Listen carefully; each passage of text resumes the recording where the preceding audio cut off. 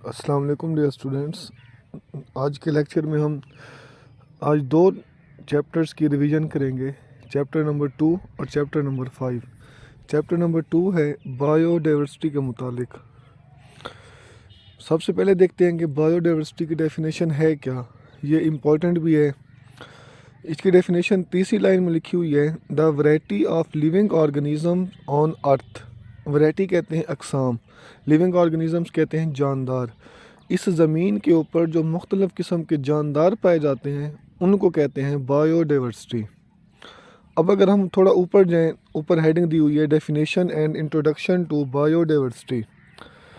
अब जितने भी इस ज़मीन के ऊपर जानदार मौजूद हैं, उन जानदारों में कौन कौन सी चीज़ें हैं जो एक जैसी हैं, वो कौन सी ऐसी खसूसियात हैं जो तमाम जानदारों के अंदर एक जैसी पाई जाती हैं।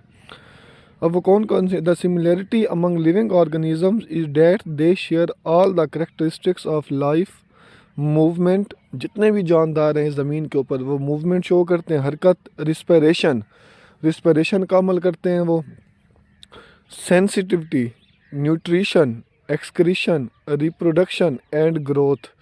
ये जितनी भी खसूसियात लिखी हुई हैं 6-7, ये तमाम जानदार इस ज़मीन के ऊपर जो पाए जाते हैं उन सब में ये खसूसियात पाई जाती हैं।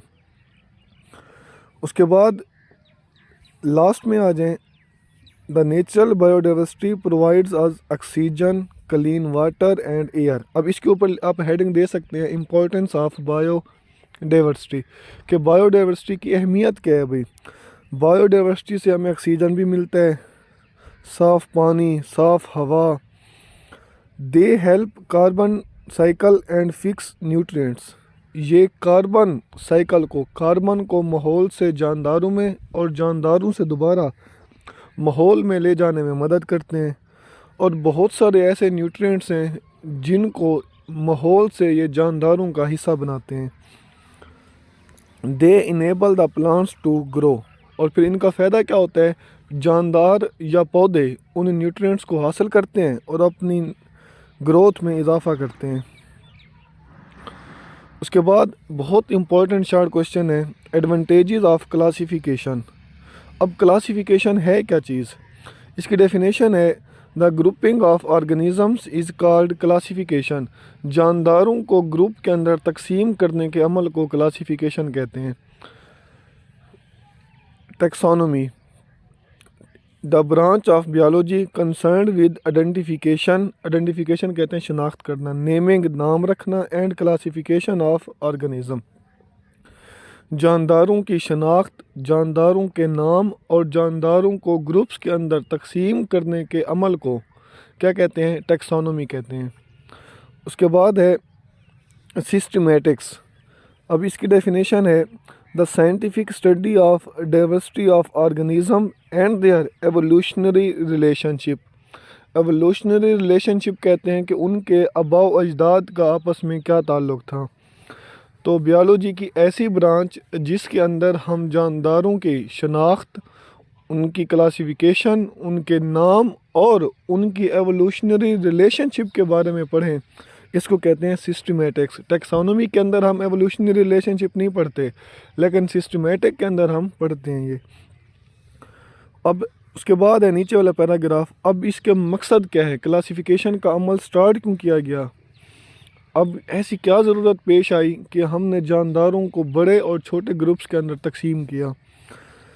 सबसे पहला है टू डिटरमाइन। डिटरमाइन कहते हैं मालूम करना, similarities and differences between organism. सबसे पहले जो मकसद है वो ये है कि हमें जानदारों की एक जैसी और मुख्तलिफ़ खसूसियात के बारे में पता चल सके। दूसरा क्या है, to arrange organism on the basis of similarities and differences, ताकि हम जानदारों को उनके फ़र्क और उनकी एक जैसी खसूसियात की बुनियाद पर तरतीब से रख सकें। तीसरा, identify the organism to study them systematically, और ताकि हम उस जानदार को बिल्कुल अच्छे तरीके से स्टडी कर सकें, उसकी तमाम खसूसियात को मालूम कर सकें। To find out evolutionary relationship among organism. और चौथा क्या है, जानदारों के दरमियान जो एवोल्यूशनरी रिलेशनशिप है, उनके आबाओ अजदाद का ताल्लुक़ आपस में क्या था, उसको स्टडी कर सकें। ये चार मकासद हैं क्लासिफिकेशन के। अभी तक हमने पढ़ा क्या है, बायोडाइवर्सिटी की डेफिनेशन पढ़ी है, और ये पढ़ा है कि वो कौन सी खसूसियात हैं जो तमाम जानदारों में एक जैसी होती हैं, वो पढ़ा है। तीसरा पढ़ा है इम्पोर्टेंस ऑफ बायोडाइवर्सिटी। उसके बाद पढ़ा है क्लासिफिकेशन की डेफिनेशन। उसके बाद पढ़ा है टैक्सोनॉमी की। उसके बाद सिस्टमेटिक्स। उसके बाद ये एम्स ऑफ क्लासिफिकेशन। उसके बाद है टू किंगडम क्लासिफिकेशन सिस्टम। ये जहाँ पे लिखा हुआ है classification the three domain system, इसके ऊपर अगर आप देखें जो एक थोड़ी सी डायग्राम टाइप लग रही है, जहाँ पे लिखा हुआ है classification system, two kingdom classification system 3 और 5। अब मैंने आपको बताया ना कि जानदारों को बड़े और छोटे ग्रुप्स में तकसीम करने के अमल को क्लासिफिकेशन कहते हैं। अब शुरू में जानदारों के कितने ग्रुप्स बनाए गए, जानदारों को कितने ग्रुप्स के अंदर डिवाइड किया गया, और उन ग्रुप्स के अंदर कौन कौन से जानदारों को रखा गया, ये हम वन बाय वन स्टडी करते हैं। सबसे पहले है two kingdom classification system. It is the oldest system and classifies organism into two kingdom, the Plantae and Animalia. अब इस टू किंगडम क्लासिफिकेशन सिस्टम के अंदर जानदारों को सिर्फ दो ग्रुप्स के अंदर डिवाइड किया गया। कौन कौन से? प्लांटी और animalia. The kingdom Plantae includes the autotrophs. अब किंगडम प्लांटी के अंदर किन को रखा गया था? ऑटोट्रॉफ्स को रखा गया था, जैसा कि bacteria, fungi and algae were also included in the kingdom. और बैक्टीरिया, फंजाई और एल्गी वो भी इस किंगडम प्लांटी के अंदर रखे गए थे। The organisms which depend on autotrophs और other heterotrophs are included in the kingdom Animalia. और वो जो हेटरोट्रॉफ्स थे उनको किंगडम एनिमेलिया के अंदर रखा गया। अब आपने इसमें क्या याद करना है? आपने ये बताना है कि टू किंगडम क्लासिफिकेशन सिस्टम के अंदर दो ग्रुप्स बनाए गए थे, किंगडम प्लांटी और किंगडम एनिमेलिया। किंगडम प्लांटी के अंदर ऑटोट्रॉफ्स को रखा गया और किंगडम एनिमेलिया के अंदर हेटरोट्रॉफ्स को रखा गया, और इनकी एक एक या दो एग्जाम्पल। अब किंगडम एनिमेलिया के अंदर आप एनिमल के एग्जांपल दे सकते हैं। मैनी यूनिसेलुलर ऑर्गेनिज्म, यूनिसेलुलर कहते हैं एक सेल वाले, जैसा कि Euglena have both plant like presence of chlorophyll and animal like heterotrophic mode of nutrition in the darkness and lack of cell wall characteristics, so separate kingdom was introduced for such organism.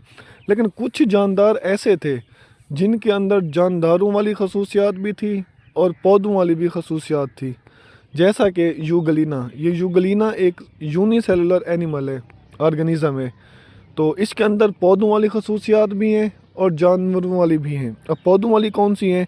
इसके अंदर chlorophyll मौजूद होता है। अब chlorophyll ये पौधों की खसूसियात है। और दूसरी एनिमल की तरह की कौन सी खसूसियात है? ये हेटरोट्रॉफ होता है, क्योंकि जो एनिमल हैं वो भी हेटरोट्रॉफ्स हैं। और जब आप इसको अंधेरे में रखते हैं तो इसकी सेल वाल ख़त्म हो जाती है, इसलिए इसके अंदर दोनों खसूसियात हैं। अब ऐसे जानदार जिनके अंदर इस तरह की खसूसियात हैं उनको कहाँ रखा जाए? उनके लिए फिर अलग से बनाया गया था ग्रुप। इसके बाद है three kingdom classification system. The German scientist Ernst Hückel propose third kingdom protista to accommodate Euglena-like organism and to separate unicellular macroscopic organisms from multicellular ones। अब उसके बाद देखें, अब ये मसला आ गया कि भाई इस तरह के जानदारों को हम कहाँ रखें। तो अर्नस्ट हैकेल ने एक तीसरा ग्रुप बनाया जिसका नाम था किंगडम प्रोटिस्टा। अब उसके अंदर इस यूग्लिना जैसे जानदारों को रखा गया जिसके अंदर दोनों खसूसियात होती हैं, पौधों की तरह की भी और जानवरों की तरह की भी। उसके बाद है five kingdom classification system. E cation suggested the term prokaryotic to describe bacteria, eukaryotic to describe plants and animal. In 1967, Robert Whittaker introduced five kingdom classification system। बहुत इंपॉर्टेंट MCQ है, पूछा जाता है फाइव किंगडम क्लासिफिकेशन सिस्टम किसने पेश किया था? तो रॉबर्ट विटेकर ने पेश किया था। अच्छा, अब वो 5 ग्रुप्स कौन कौन से थे जो रॉबर्ट विटेकर ने बताए थे? Kingdom Monera, Protista, Fungi, Plantae and Animalia. In 5 kingdom system bacteria and Archaea were combined in the single kingdom Monera. अब जो बैक्टीरिया और आर्चिया थे उनको किंगडम मुनीरा के अंदर ही रखा गया था, because they share the prokaryotic form of cell structure, क्योंकि बैक्टीरिया और आर्चिया की जो सेल कंपोजिशन है वो एक जैसी होती है। अब ये प्रोकैरियोटिक और यूकैरियोटिक क्या होते हैं?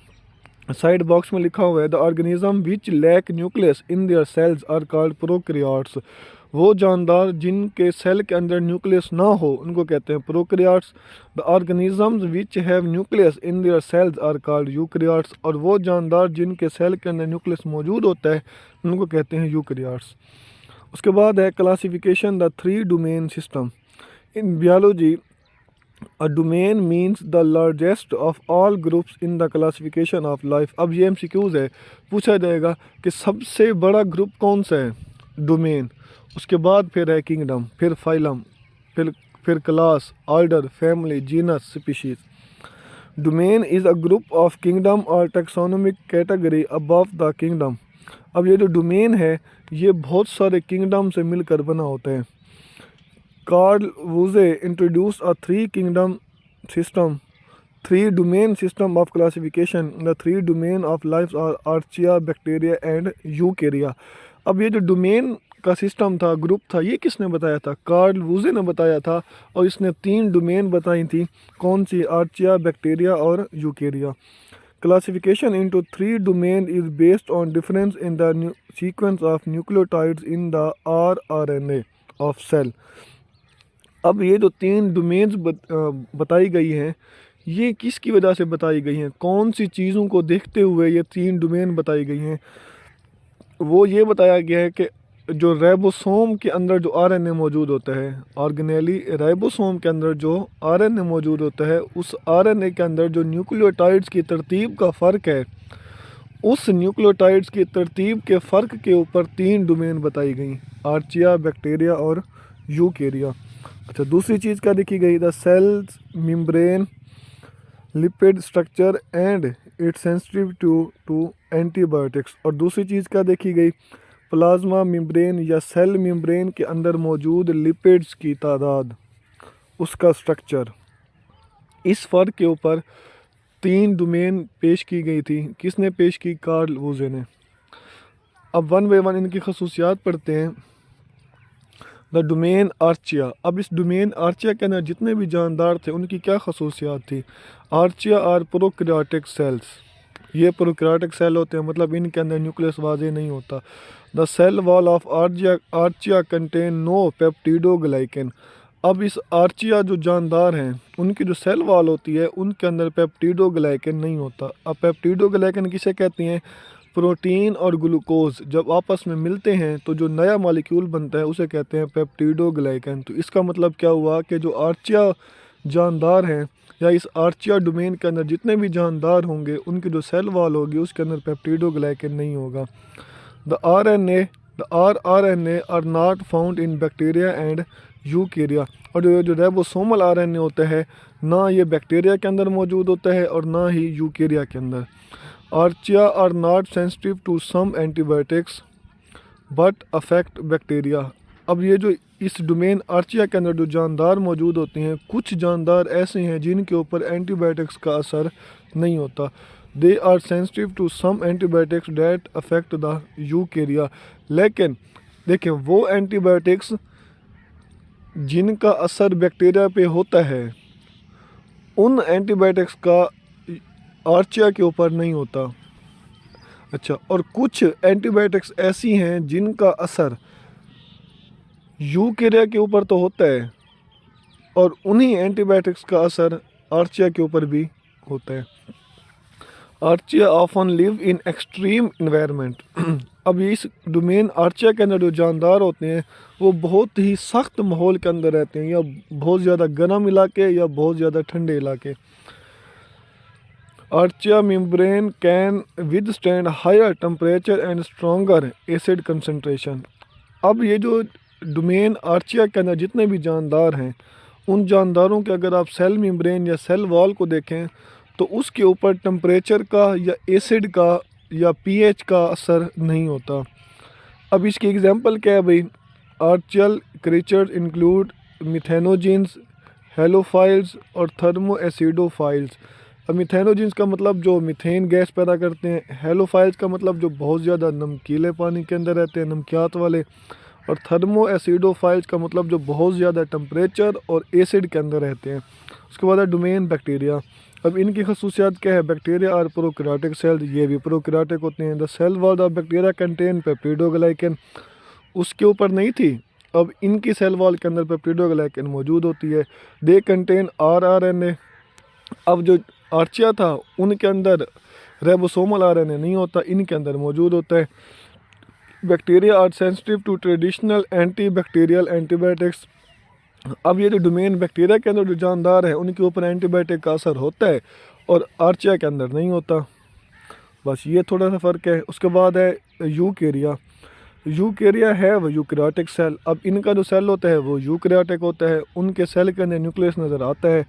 Not all Eukarya have cells with a cell wall. अब ये जितने भी जानवर हैं, जानदार हैं जो डोमेन यूकेरिया के अंदर मौजूद हैं, उन तमाम जानदारों की सेल वॉल नहीं होती। Their cell wall contain no peptidoglycan, वही बात। उसके बाद मतलब इनकी सेल वॉल के अंदर पेप्टिडोग्लाइकन नहीं होती जिस तरह आर्चिया के अंदर। यूकेरिया कंटेन रेबोसोमल RNA, अब इनके अंदर भी रेबोसोमल RNA होता है। Eukarya are resistance to traditional antibacterial antibiotic. अब ये जो डोमेन यूकेरिया हैं, अब इनके ऊपर जो आम एंटीबायोटिक्स हैं उनका असर नहीं होता। अब साइड बॉक्स में लिखा हुआ है माइक्रो ऑर्गेनिज्म, शॉर्ट क्वेश्चन है, micro organism that produce methane as a metabolic by product is called methanogens. वो माइक्रो ऑर्गेनिज्म जो मीथेन गैस पैदा करते हैं उन्हें कहते हैं methanogens. Micro organism that live in high salt concentration, वो माइक्रो ऑर्गेनिज्म जो बहुत ज़्यादा नमकियात वाली जगह पर रहते हैं उनको कहते हैं हेलोफाइल्स। और micro organism that live in high temperature and high acidity are called thermoacidophiles. और वो माइक्रो ऑर्गेनिज्म जो बहुत ज़्यादा टेम्परेचर और एसिड वाली जगह के ऊपर रहते हैं जहाँ पर pH बहुत लो है उनको कहते हैं थर्मो एसिडोफाइल्स। अब इस डोमेन यूकेरिया को फिर किंगडम के अंदर डिवाइड किया गया, प्रोटिस्टा, फंजाई, प्लांटी और एनिमेलिया। अब वन बाय वन इनकी खसूसियात पढ़ते हैं। सबसे पहले है protista. Protista includes eukaryotic organism. अब इस किंगडम प्रोटिस्टा के अंदर जो जानदार हैं उनकी पहली खसूसियत क्या है? वो यूकैरियोटिक हैं। उसके बाद यूनिसेलुलर है, एक सेल वाले हैं, और कॉलोनियल ऑर्गेनाइजेशन, या फिर वो तमाम जानदार मिलकर आपस में कॉलोनी बनाते हैं। दे आर मोस्टली एक्वेटिक, पानी के अंदर रहते हैं। It is diverse group of organism, इस ग्रुप के अंदर बहुत सारे किस्म के जानदार पाए जाते हैं। अब it includes animal like प्रोटिस्ट्स called protozoan. अब इसके अंदर कुछ जानवर ऐसे हैं जिनकी खसूसियात एनिमल से मिलती हैं, इसलिए उनको कहते हैं प्रोटोजोआ, जैसा कि अमेबा। कुछ ऐसे हैं जानदार जिनकी खसूसियात पौधों से मिलती हैं, उनको कहते हैं और एल्जी, जैसे euglena. Fungi like protist, slime moulds. और कुछ जानदार ऐसे हैं जिनकी खसूसियात फंजाई से मिलती हैं, जैसा कि स्लाइम मोल्ड्स। इसका मतलब क्या हुआ कि किंगडम प्रोटिस्टा ऐसा ग्रुप है जिसके अंदर बहुत सारे किस्म के जानदार पाए जाते हैं, और उन जानदारों की खसूसियात पौधों से भी मिल सकती हैं, जानवरों से भी मिल सकती हैं, और फंजाई से भी मिल सकती हैं। उसके बाद है fungi. Fungi are eukaryotic organisms which have chitin in their cell wall. अब किंगडम फंजाई के अंदर जो जानदार होंगे उनकी खसूसियात कैसी होंगी? एक तो वो यूकैरियोट्स होंगे, और दूसरा उनकी जो सेल वॉल होगी वो काइटिन से मिलकर बनी होगी। काइटिन एक केमिकल है। ये बहुत इंपॉर्टेंट MCQs है, पूछा जाता है कि फंजाई की सेल वॉल किससे बनी होती है? काइटिन से। Fungi are saprotrophic decomposers. अब ये जो फंजाई हैं ये मुर्दाखोर हैं। मतलब क्या हुआ कि जो चीज़ मर जाए ना, मरी पड़ी हो, ये उसके ऊपर जाकर अटैक करते हैं, उसको तोड़ते हैं और उसमें से अपनी खुराक हासिल करते हैं। Mostly fungi are multicellular. बहुत सारे जो फंजाई हैं ये मल्टी सेलुलर हैं। अब इस फंजाई के अंदर, ये एक फंजाई एक किंगडम है, इस किंगडम फंजाई के अंदर जो जानदार होते हैं ना, या जानवर होते हैं, वो कुछ यूनिसेलुलर भी हैं लेकिन बहुत सारे मल्टी सेलुलर हैं। Some fungi are unicellular. The example of fungi are black bread, mold, yeast, mushroom, etc. उसके बाद है Plantae. The member of kingdom Plantae are eukaryotic. अब जैसे प्लांट्स हैं, अब देखें ये यूकैरियोटिक होते हैं, मल्टी सेलुलर होते हैं and autotrophic with chloroplast containing chlorophyll. अब इनकी खसूसियात क्या हैं? यूकैरियोटिक होती हैं, मल्टी सेलुलर होती हैं, ऑटोट्रॉफ्स होती हैं और इनके अंदर क्लोरोफिल मौजूद होता है। Their cell wall is made up of cellulose. और इनकी सेल वॉल किसकी बनी होती है? सेलुलोज की बनी होती है। इसमें आप किसी भी पौधे की एग्जांपल दे सकते हैं। उसके बाद है Animalia. Animalia are multicellular heterotrophic eukaryotes. अब ये जो किंगडम एनिमेलिया के अंदर जानदार हैं वो भी मल्टी सेलुलर हैं, वो भी हेटरोट्रॉफिक हैं। हेटरोट्रॉफिक का मतलब वो अपनी खुराक खुद तैयार नहीं कर सकते, यूकैरियोट्स हैं। Animals lack cell wall and chlorophyll. अब ये जो एनिमल जो किंगडम एनिमेलिया के अंदर जो जानदार हैं उनके अंदर सेल वॉल नहीं होती और क्लोरोफिल भी नहीं होती। They can generally move from one place to other place. और जो जानवर होते हैं वो एक जगह से दूसरी जगह हरकत भी कर सकते हैं। This kingdom includes invertebrates, insects, starfish and vertebrates. अब इस ज़मीन के ऊपर जितने भी जानवर हैं, चाहे वो वर्टिब्रेट्स हैं या इनवर्टिब्रेट्स हैं, वो इसके अंदर शामिल हैं।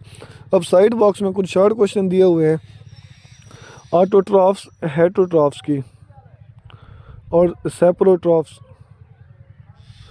The animals that are capable of producing their own food are called autotrophs. वो जानदार जो अपनी खुराक खुद तैयार कर सकते हैं उनको कहते हैं ऑटोट्रॉफ्स। इसकी एग्जांपल क्या है भाई? प्लांट्स हैं, एल्गी है, बैक्टीरिया है। The organism which eat other things as food are called heterotrophs. वो जानदार जो दूसरों से खुराक हासिल करते हैं उनको कहते हैं हेटरोट्रॉफ्स, जिस तरह एनिमल हैं।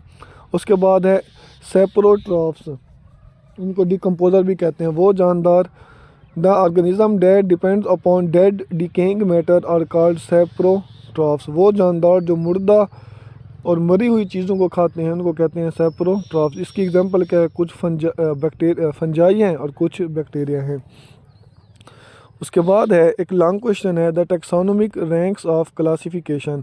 The group into which organisms are classified are known as taxonomic categories और टैक्सा।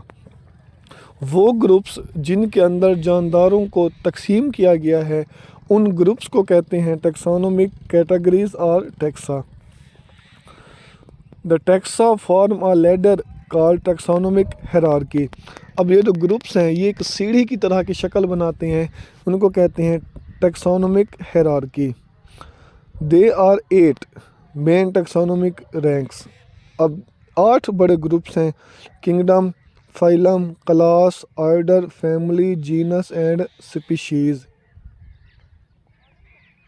7 ये और एक डोमेन वाला 8। In addition, domain is now usually used as fundamental ranks। अब पहले ये 7 थे, अब इसके अंदर डोमेन भी शामिल किया गया है और ये 8 हो गए।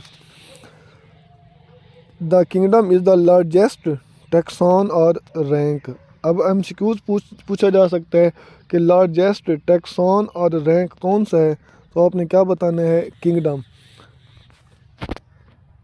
Each kingdom is further divided into smaller taxa. और इस किंगडम को मज़ीद पर छोटे छोटे ग्रुप्स के अंदर डिवाइड किया गया है। कौन से? Phylum. A phylum is a group of related classes. जब बहुत सारी एक जैसी क्लासेस आपस में मिलती हैं तो फाइलम बनता है। फाइलम के बाद है क्लास। क्लास किससे मिलकर बना होगा? अपने नीचे वाले से, ऑर्डर से। और जो ऑर्डर है वो एक ऐसा ग्रुप है जो किससे मिलकर बना होगा? फैमिली से। अब फैमिली किससे मिलकर बनी होगी? जीनस से। अब जीनस किससे मिलकर बना होगा? स्पीशीज़ से। और स्पीशीज़ किससे मिलकर बना होगा? एक जैसे जानदारों से। जिस तरह हम इंसान हैं, हम जितने भी ज़मीन के ऊपर इंसान हैं, हम तमाम इंसानों को क्या कहते हैं? स्पीशीज़ कहते हैं। जब ये स्पीशीज़ आपस में मिलती हैं तो जीनस जब ये एक जैसे जानदार जैसे इंसान है हम आपस में मिलते हैं तो हमें क्या कहेंगे? स्पीशीज़। अच्छा, स्पीशीज़ मिलती हैं तो जीनस मिलेंगी तो फैमिली बनेगी। फैमिली के मिलने से ऑर्डर बनेगा। ऑर्डर के मिलने से क्लास के मिलने से फाइलम के मिलने से किंगडम। तो ये कैसे तरतीब चलती है। उसके बाद है स्पीशीज़ की definition. Species is a group of similar organisms individuals capable of interbreeding. और exchanging genes among themselves and produce fertile offspring. एक जैसे जानदारों का ऐसा ग्रुप जो आज़ाद तौर पर आपस में मिले और ऐसे जानदार या ऐसे बच्चे पैदा करें जो आगे और बच्चे या जानदार पैदा करने की सलाहियत रखते हों। फर्टाइल ऑफस्प्रिंग का मतलब होता है ऐसे जानदार, ऑफस्प्रिंग कहते हैं बच्चे, फर्टाइल का मतलब होता है ऐसे बच्चे जो आगे और बच्चे बना सकें। तो एक जैसे जानदारों का ग्रुप जो आज़ाद तौर पर आपस में इंटरब्रीड या मिलाप या मिलें और ऐसे बच्चे या ऐसे जानदार पैदा करें जो आगे और जानदार पैदा कर सकें, उनको कहते हैं species. Cross between a male donkey and a female horse. जब एक मेल गधे और फीमेल घोड़े के दरमियान क्रॉस कराया जाता है, आपस में मिलाया जाता है, रिप्रोडक्शन कराई जाती है, तो म्यूल बनता है जिसको हम खच्चर कहते हैं। It is infertile. अब ये इनफर्टाइल है, ये जो म्यूल होता है, खच्चर होता है, ये आगे और बच्चे पैदा नहीं कर सकता। Because of the odd number of chromosome they can not reproduce.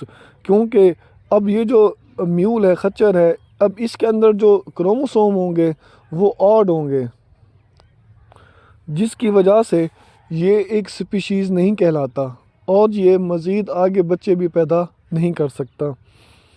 उसके बाद है, अब ये MCQs बनेगा, species is the most basic unit of classification.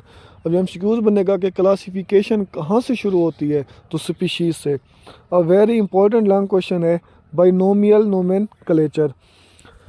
अब बाइनोमियल नोमेनक्लेचर की डेफिनेशन क्या है भाई? इसकी डेफिनेशन है जानदारों के साइंसी नाम रखने के तरीक़ाकार को बाइनोमियल नोमेनक्लेचर कहा जाता है। The method of giving scientific name to living organisms is called binomial nomenclature. अब सबसे पहले ये शुरू किसने कराया था? Carolus Linnaeus. Carolus Linnaeus introduced a naming system to give each organism a name consist of 2 Latin names. अब ये सबसे पहला काम किसने शुरू कराया था? कैरोलस लीनियस ने। अब इसने कहा था कि हर जानदार का एक ऐसा नाम होगा, साइंसी नाम होगा, जो 2 लफ्ज़ से मिलकर बना होगा, और वो 2 लफ्ज़ किस ज़बान के होंगे? लैटिन के, लातीनी के। The first name is genus name. अब उसका जो पहला नाम होगा वो जीनस का नाम होगा, and the second name represents the particular species. और जो दूसरा नाम होगा उस जानदार का, वो उसके स्पीशीज़ का नाम होगा। The genus name begins with the capital letter. और जो जीनस का नाम होगा वो हमने कैपिटल लेटर से शुरू करना है, but the species name begins with a small letter. लेकिन जो स्पीशीज़ का नेम होगा वो स्मॉल लेटर से। Since each name has 2 parts it is called binomial nomenclature. क्योंकि हर नाम 2 लफ्ज़ से मिलकर बना होगा, इसलिए इसको कहते हैं बाइनोमियल नोमेनक्लेचर। डेफिनेशन मैंने बताई है, आप वही लिख सकते हैं। ई.जी. जैसा कि biological name of human being is Homo sapiens. अब इंसानों का जो साइंसी नाम है वो है होमो सेपियंस। अब genus name is Homo and species name is sapien. उसके बाद इम्पोर्टेंस ऑफ बाइनोमियल नोमेनक्लेचर। अब जानदारों के साइंसी नाम रखने की ज़रूरत क्यों पेश आई?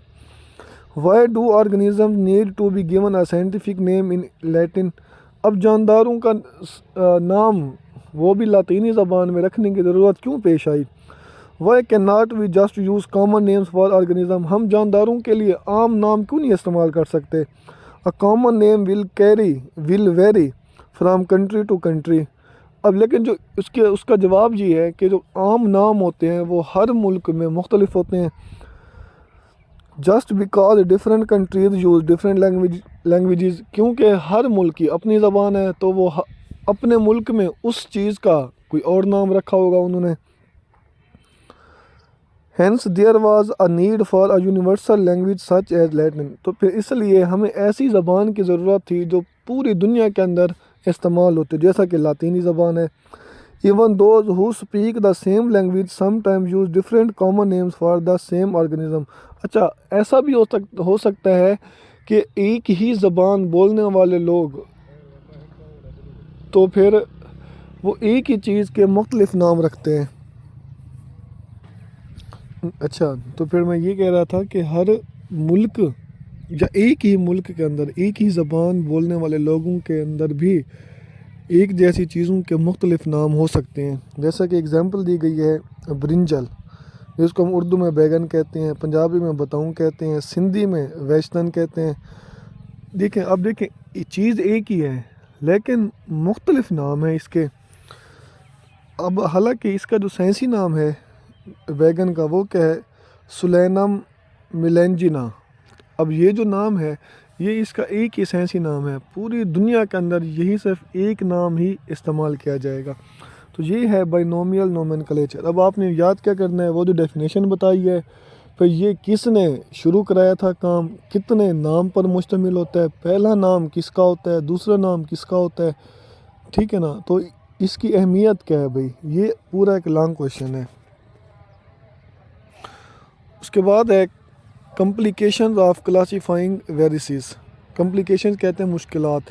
Varices show characteristics of both living and non living things. अब ये जो वेरिस हैं ये जानदार और बेजान दोनों जैसी खसूसियात को ज़ाहिर करते हैं। अब इनकी खसूसियात क्या है भाई, दे अक्कर इन डिफरेंट वैराइटीज़, ये मुख्तलिफ सूरतों में पाए जाते हैं। They have their own genetic material in the form of either RNA और DNA। अब इस वायरस के अंदर या तो DNA होता है या RNA होता है। अब हम वायरस की वो खसूसियात पढ़ रहे हैं जो जानदारों जैसी होती हैं। पहली खसूसियात क्या पढ़ी है कि ये मुख्तलिफ सूरतों में पाए जाते हैं, हालतें होती हैं इनकी। दूसरा, इनके अंदर या DNA होता है या RNA होता है।